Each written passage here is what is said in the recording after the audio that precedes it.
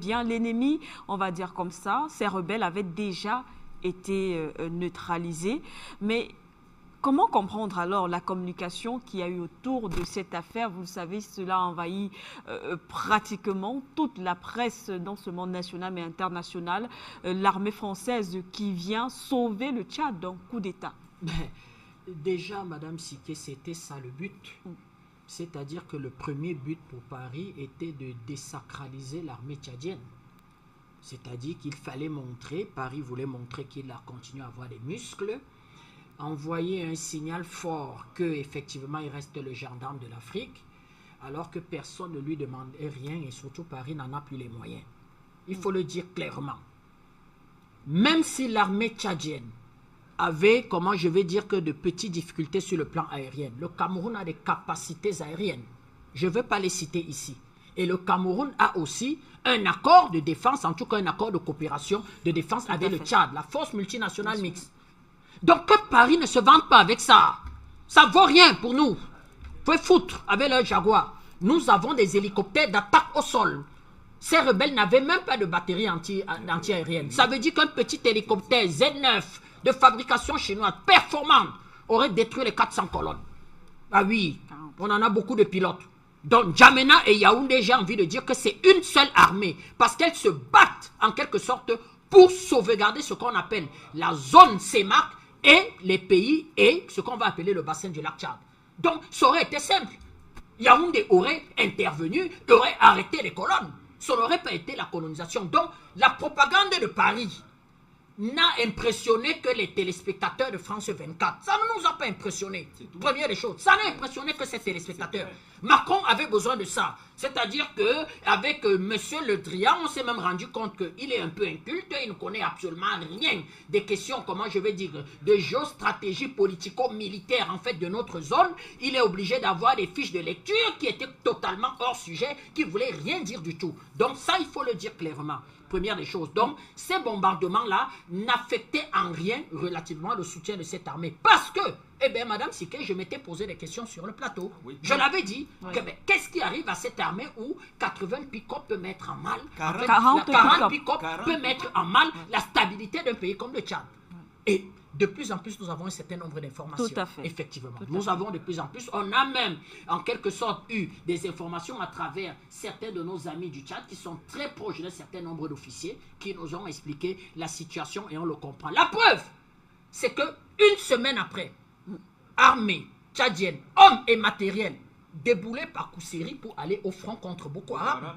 Et si aujourd'hui on a pu un certain type d'infiltration, parce que dans cette force multinationale, mais je ne veux pas ici dévoiler les secrets, nous ne parlons pas des problèmes militaires sur les plateaux, le Cameroun et le Nigeria ont un certain type de coopération qui veut que les deux armées en quelque sorte sécurisent leurs frontières de façon que si Boko Haram s'y trouve au milieu, que Boko Haram soit pris en tenaille. Par contre, l'armée tchadienne et l'armée nigérienne ont en quelque sorte un rôle de pouvoir faire une forme de patrouille autour du lac Tchad pour pouvoir contrecarrer Boko Haram et aller en première ligne. C'est-à-dire le lendemain, c'est-à-dire une semaine après ces opérations, l'armée tchadienne avec matériel, hommes, est allée au combat. Pour la petite histoire, j'ai discuté avec quelques éléments du BIR. Ils m'ont expliqué que M. Tatinda, c'est extraordinaire le courage de ces hommes. Ils vont jusqu'à nous dire que mais pourquoi vous mettez des gilets pare-balles? Quand on s'engage dans l'armée, on est déjà mort. Oui. Mais on a rigolé. C'est-à-dire qu'ils disent que mais M. Tatinda, nous croyons que nous sommes très courageux, mais nous avons vu des courageux. C'est-à-dire qu'ils disent que le gilet pare-balles ne doit pas être utilisé par un militaire. Parce que quand on s'engage dans l'armée, on est mort. Voilà la devise des militaires tchadiens. Nous sommes morts. Donc, ils vont face à Boko Haram sans gilet pare-balles. Ce sont des éléments du BIR qui me le disaient.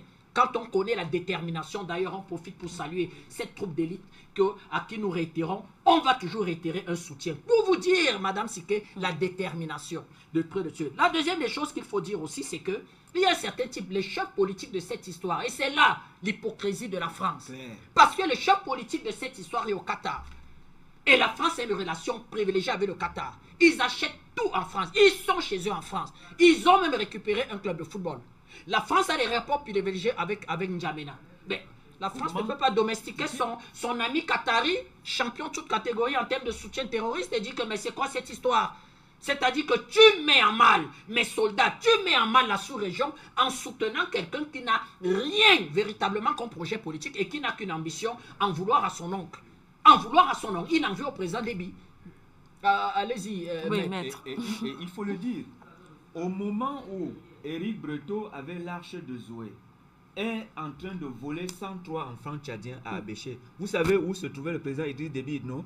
Il était à Tripoli avec feu Mohamed Kadhafi et le même Timam Erdini et Mahamad Nour pour des accords de paix. Vous voyez que c'est un homme qui est utilisé. C'est un homme qui est utilisé de l'extérieur pour déstabiliser le Tchad. Par le Qatar pour oui, déstabiliser le président Tchad. Déby est parti de Tripoli pour rentrer. On lui a dit il y a 103 enfants tchadiens qui sont en train de... C'est lui qui demande aux soldats de la paix, ne tirez pas sur ces gens, attendez que je vienne. Et c'est lui qui est venu éteindre ce feu. Les 103 enfants étaient en train d'être emportés par une ONG.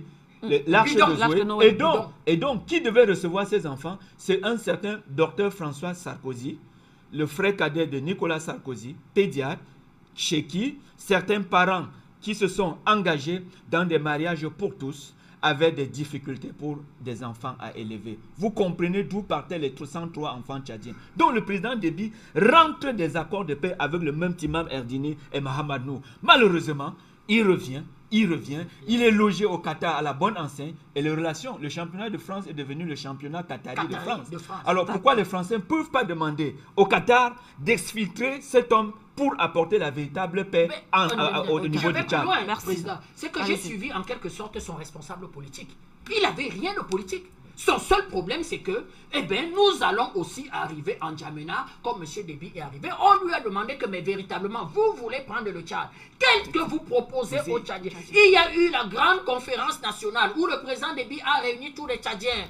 Le Tchad a plongé dans la 4e République. Il a dit qu'il n'y aura pas de tabou. Je vais plus loin. Président, vous savez qu'il y a une limitation de mandat. C'était en quelque sorte la revendication phare, en quelque sorte l'opposition. Oui. Moi, je l'avais dit ici qu'il faut faire attention à ce qu'on appelle limitation de mandat. Oui. Ça peut créer une instabilité lors du dernier mandat du président Déby. C'est-à-dire qu'on peut voir le genre de pression qu'on a vécu en RDC, pas pour le bien des Tchadiens, juste parce qu'on prépare quelqu'un déjà de programmer, de venir vendre l'immense richesse du Tchad en quelque sorte pour le fourguer aux Tchadiens une fois que le président Déby. J'avais trouvé cela, mais le président Déby va l'accepter. C'est-à-dire que la constitution du Tchad aujourd'hui, les juges, mais les juges sont élus. Il n'y a pas plus indépendant, que quelqu'un d'élu. C'est-à-dire la justice tchadienne peut se considérer comme relativement indépendant. La décentralisation est affirmée. On va demander à celui-là quel programme il a. Rien du tout, Madame Siké. Rien du tout. Le pouvoir. C'est-à-dire que le crime, le pouvoir. C'est-à-dire qu'il faut aller au pouvoir par tous les prix, à tous les prix,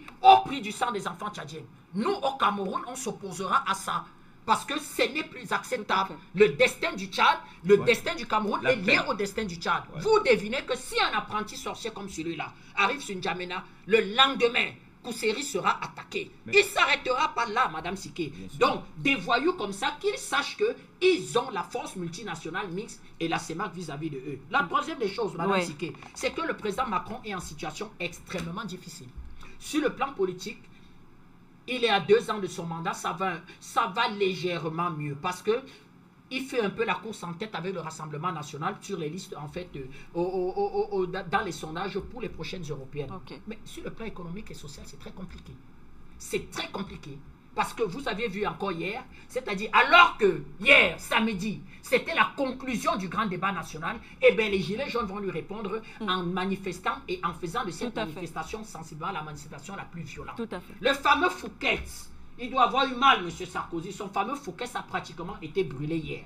Nous n'allons pas encourager la délinquance parce que dans notre pays, nous sommes partisans de l'état de droit et nous voulons qu'on respecte la loi. Pire, quand on s'engage en politique, je ne parle même pas quand on rêve d'être chef d'État.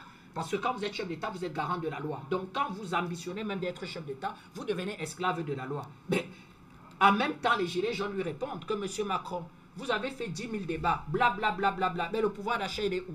Parce que véritablement le pouvoir d'achat n'a pas augmenté. La justice fiscale qu'il demandait, c'est-à-dire beaucoup plus de justice fiscale, en quelque sorte, pour établir l'équité, rien n'a pu être fait. Et surtout, ils ne veulent pas de nouvelles taxations et ils veulent plus d'État. C'est-à-dire plus d'État pour sécuriser les populations. Mais Macron, qu'est-ce qu'il a? Rien du tout. Donc il faut détourner l'attention. Il faut un thème fédérateur. Et le thème fédérateur, généralement, dans ces pays-là, c'est trouver un champ de guerre.